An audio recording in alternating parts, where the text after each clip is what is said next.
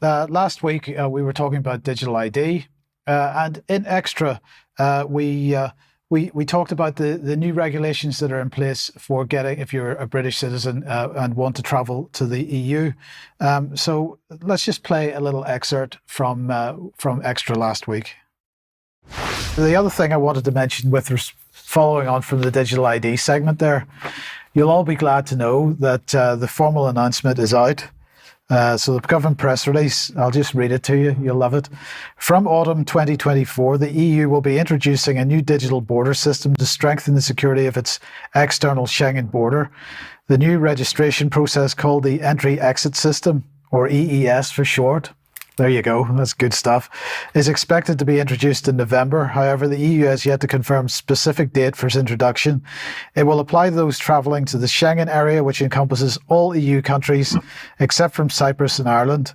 Additionally, the non-EU states, Iceland, Norway, Sweden and Liechtenstein, are also part of the Schengen area.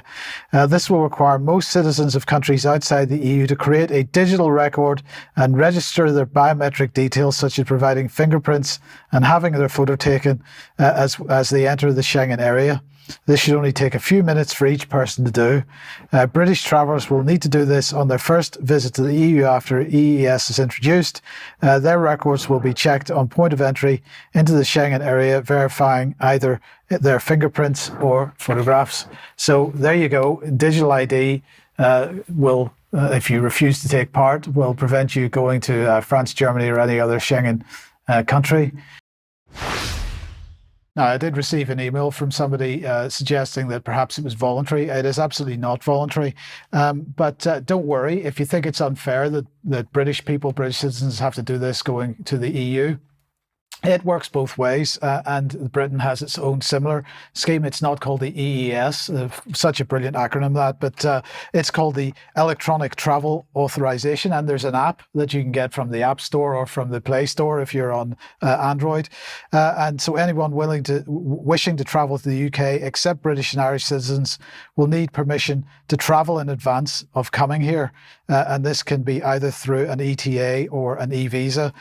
So they are confirming that from the 27th of November 2024, eligible non-Europeans can apply for an ETA and will need an ETA to travel from the 8th of January 2025. ETAs will then extend to eligible Europeans from the 5th of March 2025, who will need an ETA to travel from the 2nd of April 2025. So the digital ID regime moves on apace. I'm sure we'll be talking a little bit more about that as well in Extra. Charles, let's just end then with a government contract. Yes, a government contract of some note. Now, we were all scratching our heads along with Sir Keir a few weeks ago when he discovered there was a great big black hole in the economy or in something. And looking at the government contracts finder, I was extremely surprised to see that there is a contract out at the moment for facilities management and security services to the value of £120 billion. Yes, you did read that correctly, and so did I. They have gone on to say that it's sorry, just trying to make the thing go forward. The Crown Commercial Service intends to put in place a pan-government collaborative agreement for the provision of facilities management and security services to be utilised by central government departments and all other UK public sector bodies, including local authorities, health police, fire and rescue, education and devolved administrations. Now, admittedly, this is over a number of years, but it is an eye-watering figure. And when we can consider the question of what is government for and how much do we need it, this is one such statistic that really does make one think that little bit more about it. And also, I should say that with the vast parts of the former defence estate now being used for asylum seekers, refugees, and perhaps prisoners, I wonder if that might explain why there are quite so many zeros on the end of that figure. Yes, indeed. Eye-watering, as you say. Thank you, Charles. Thank you, Vanessa, for joining us as well. Thank you all for watching. We'll be back in a few minutes for some Extra. If you're a UK Column member, if you're not, don't forget the interview at 1 p.m. tomorrow.